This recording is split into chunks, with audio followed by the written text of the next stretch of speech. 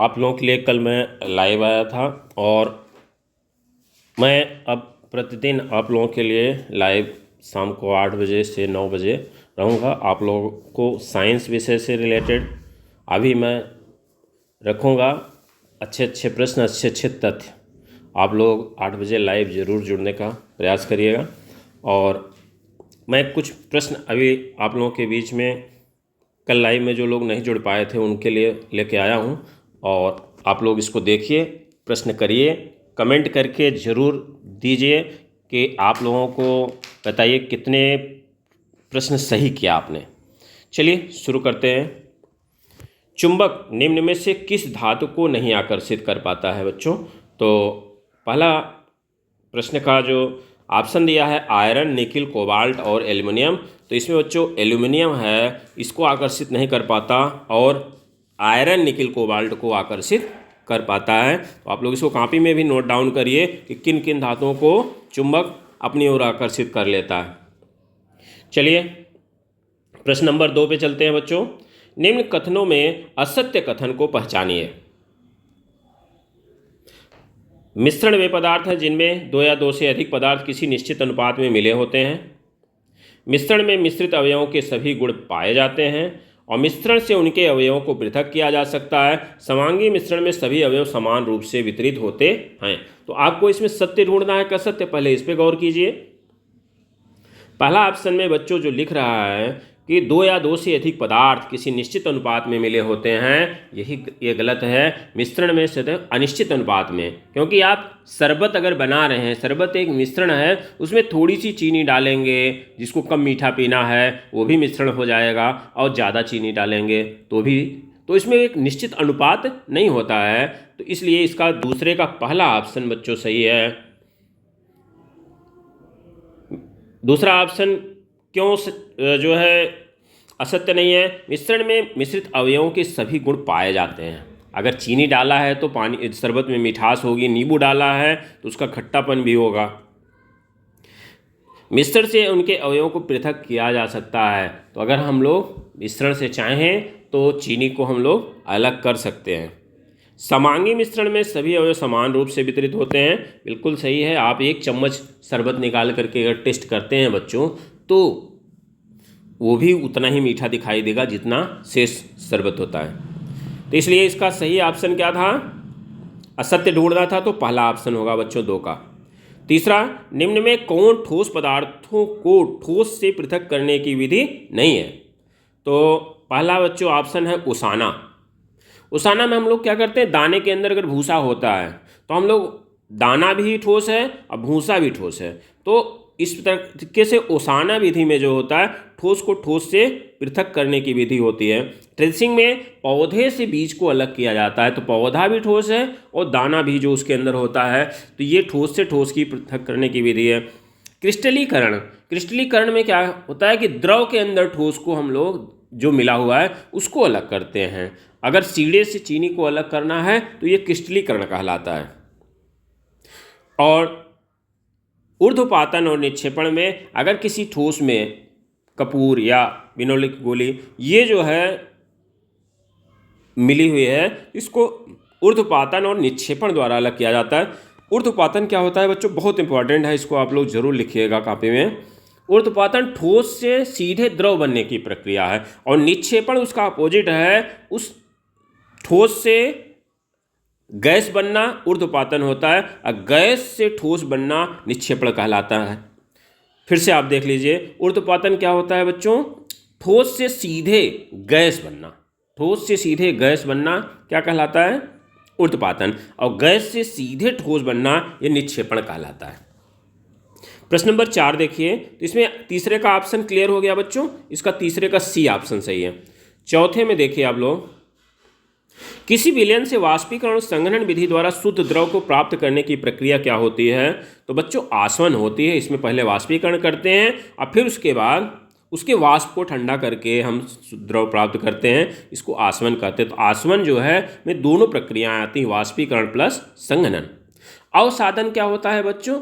अवसाधन तलछटीकरण को कहते हैं। जब हम किसी नल से पानी निकालते हैं, नया नल हो, तो उसमें बालू निकलता है। अब बालू को हम थोड़ी देर बैठने के लिए रख देना, उसी को तलछटीकरण कहते हैं और उसी का दूसरा नाम है अवसाधन।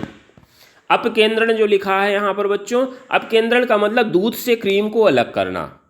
जब हम दूध से, आप देखिए, दही से मक्खन निकालना, अलग करना, इसमें उसको इतनी तेज घुमाते हैं कि जो हल्के पदार्थ होते हैं वो ऊपर आ जाते हैं और भारी पदार्थ नीचे हो जाते हैं। छानना, चाय को छानने के लिए हम लोग छन्नी का यूज करते हैं, तो उसमें चाय पत्ती अलग हो जाती है, तो ये छानना है। तो किसी विलयन से वाष्पीकरण और संघनन विधि द्वारा शुद्ध द्रव को प्राप्त करने की प्रक्रिया बच्चों ऑप्शन ए आसवन कहलाती है। निम्न में से किस पौधे से रेशे प्राप्त करने के लिए रेटिंग किया जाता है? तो बच्चों पटसन, जूट पटसन में क्या है ये रेटिंग?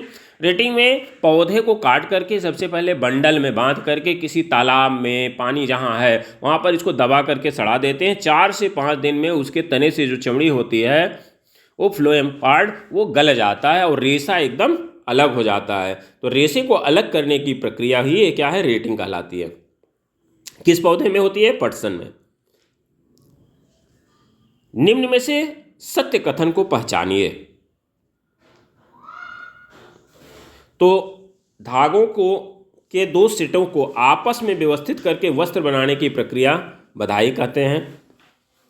एकल धागे से वस्त्र बनाने की प्रक्रिया बुनाई कहलाती है। कपास के गोलकों से कपास के बीज को पृथक करने की प्रक्रिया को कपास ओटना कहते हैं। और सीटी कपास की ऐसी प्रजाति है जिसमें कीट पतंगे नहीं लगते हैं। तो बच्चों आपको इसमें सत्य कथन को पहचानना है। तो सत्य कथन देखिए, धागों के 2 सेटों को आपस में व्यवस्थित करके वस्त्र बनाने की प्रक्रिया बच्चों ये बुनाई कहते हैं, बुनाई कहलाती है। एकल धागे से वस्त्र बनाने की प्रक्रिया ये बधाई कहलाती है। तो ये दोनों तो ऑप्शन गलत हो गए, उल्टा दिया है। कपास के गोलकों से कपास के बीज को पृथक करने की प्रक्रिया को कपास ओटना कहते हैं, ये बिल्कुल सही है। और सीटी कपास की ऐसी प्रजाति है जिसमें कीट पतंगे नहीं लगते। तो बच्चों ये सीटी कपास नहीं है, आप लोग देखिए किताब में बीटी कपास है, बी फॉर बॉय, बीटी कपास है। तो इसलिए इसमें कौन सा ऑप्शन सही है बच्चों? सी ऑप्शन सही है, छठे में। निम्न में कौन अकशेरुकी जंतु है? कशेरुकी का मतलब होता है जिसमें रीढ़ की हड्डी पाई जाए, और अकशेरुकी का मतलब है जिसमें रीढ़ की हड्डी न पाई जाए। तो मछली, मेढक और पक्षियों में रीढ़ की हड्डियां पाई जाती हैं बच्चों, लेकिन तिलचट्टा में नहीं पाई जाती। तो इसलिए इसका सही ऑप्शन 7 का डी होगा। गुलाब का पौधा निम्न में से किस प्रकार का होता है?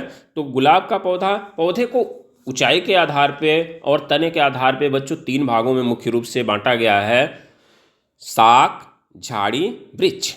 शाक क्या होते हैं? उनके तने मुलायम होते हैं, हरे होते हैं और लचीले होते हैं। उनके तने को आसानी से हम लोग, उसमें अगर वो सड़ाया जाए तो उसके तने से ठोसपन कुछ भी नहीं निकलेगा, उसका फ्लोएम पार्ट ही पूरा। तो झाड़ी में क्या होता है? पौधा इसका कम ऊंचा होगा लेकिन इसके तने में आपको लकड़ी का हिस्सा जरूर मिलेगा। लेकिन शाक के पौधे में लकड़ी वाला हिस्सा नहीं होता जिससे आप कोई लकड़ी का सामान, आप कोई भी चीज़ बना सकें। जैसे अब वृक्ष क्या होता है बच्चों? ये बड़ा पौधा होता है, इसके तने भी कठोर होते हैं। और 1 वर्षीय पौधा का जो ऑप्शन दिया है, तो 1 वर्षीय पौधा, गुलाब का पौधा हम लगा देते हैं तो कई साल तक चलता है, तो इसलिए गुलाब का पौधा 1 वर्षीय नहीं है।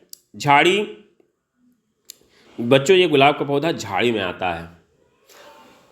झाड़ी की जो मुख्य पहचान है आप लोग जरूर कॉपी में नोट डाउन कीजिएगा कि उसके पौधे में तने में जो होगी लकड़ी, वुडनेस जरूर होगी। जैसे आप लोग यहाँ देखिए तुलसी का पौधा, तुलसी के पौधे में क्या होता है कि उसके तने से माला बनाई जाती है, काट के तुलसी की माला। लेकिन बड़ा पौधा आप देखिए पपीता है, केला है, ये इस पौधे के तने से जो है हम लोग कुछ भी चीज़ें, अगर ये पौधे को काट दिया जाता है तो सूखने के बाद उसमें कोई ठोसपन नहीं मिलता, इसलिए वो शाक की श्रेणी में आते हैं बच्चों। अब आगे बढ़ते हैं। चना के पौधे में क्या नहीं होता? तो चना में अपस्थानिक जड़ पाई जाती है, क्या नहीं होता ये बताना है। चना के पौधे में बच्चों मूसला जड़ पाई जाती है, अपस्थानिक जड़ नहीं पाई जाती, तो ये नहीं होता है।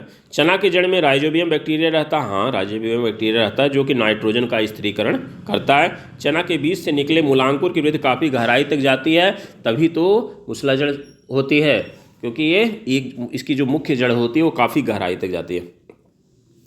चना के पौधे की प्रारंभिक अवस्था में किसान उन्हें ऊपर से खोट लेते हैं, बिल्कुल खोट लेते हैं बच्चों, जिससे कि उसमें ऑक्सिन हार्मोन जो है अपना कार्य जो है और अच्छे से कर सके, जिससे बगल से पार्श्व शाखाएं निकल सकें, और जितना ज़्यादा शाखाएं निकलेंगी उतनी ही ज़्यादा पैदावार होगी। पुष्प का कौन सा भाग रंगीन होता है? तो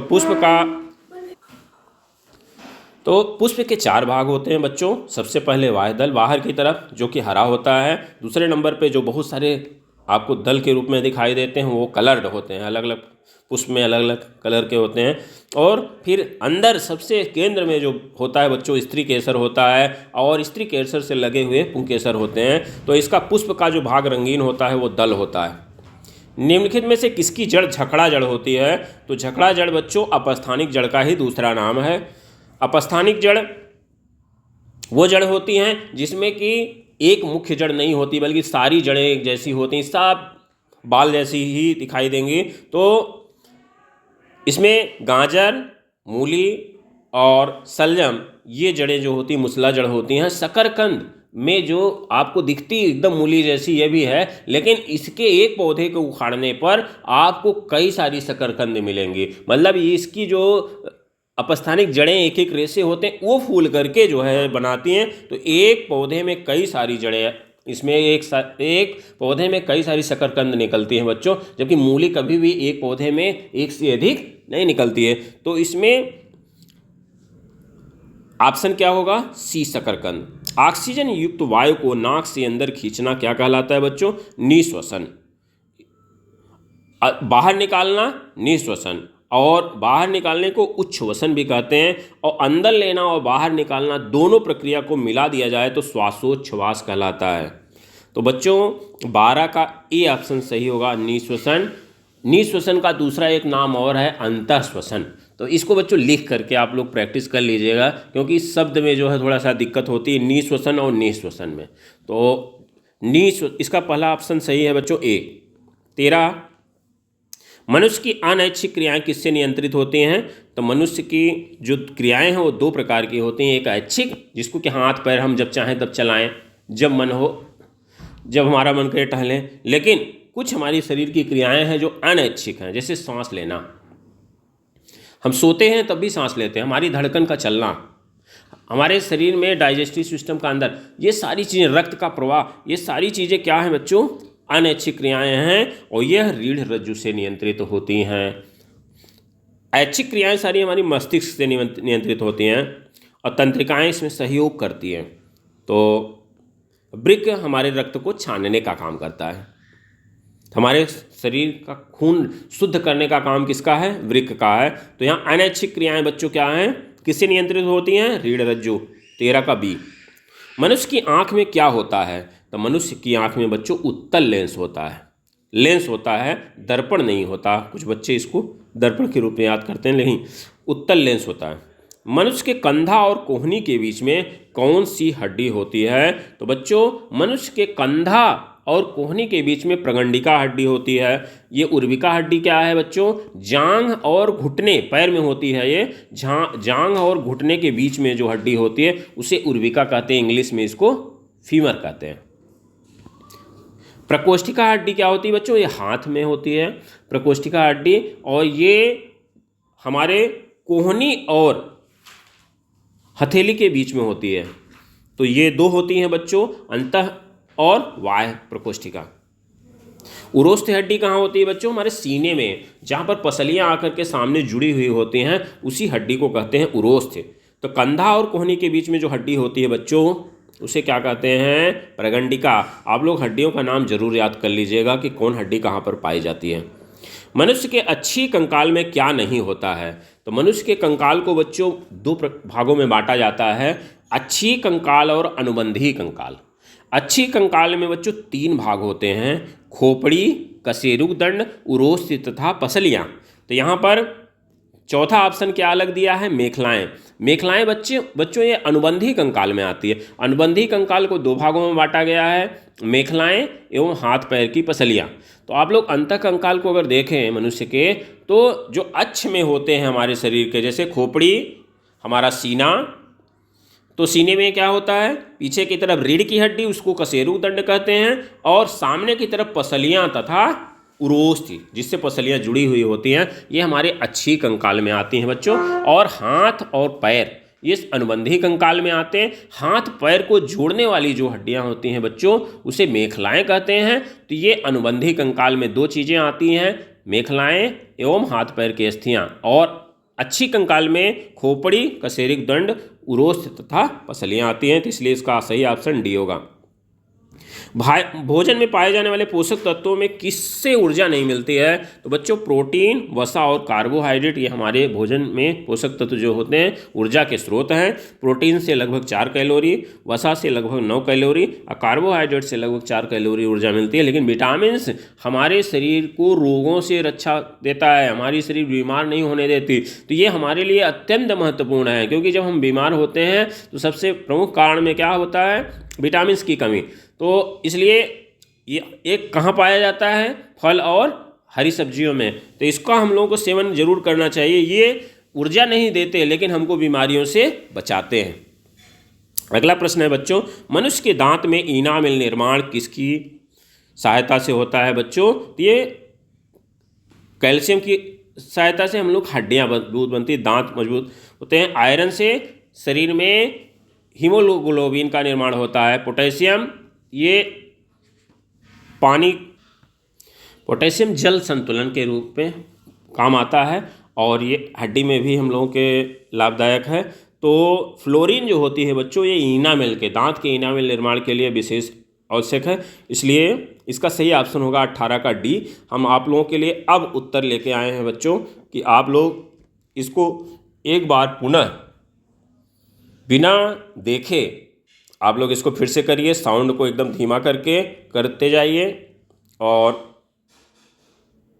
अपने आप से इसको हल कीजिए। देखिए, कमेंट करके बताइए कि कितने उत्तर आपको पता थे और यह प्रश्न आपकी परीक्षा में, पिछली परीक्षा में कितनी बार आए हैं, ये भी चर्चा करिएगा इसमें कमेंट में। साथ में आप लोगों को ये वीडियो कैसा लगा ये ज़रूर बताइएगा बच्चों अपने कमेंट से। आने वाले समय में मैं प्रतिदिन आप लोगों के लिए शाम को 8 बजे से 9 बजे तक मेरा प्रयास रहेगा कि लाइव रहूं और आप लोग विज्ञान विषय से संबंधित, गणित विषय से संबंधित चर्चाएं, आप लोग एक अच्छे बिंदु के साथ, अच्छे टॉपिक के साथ मैं आऊँगा और आप लोग जुड़िए और लाभ लीजिए। बहुत बहुत धन्यवाद आज का वीडियो देखने के लिए। Thank you.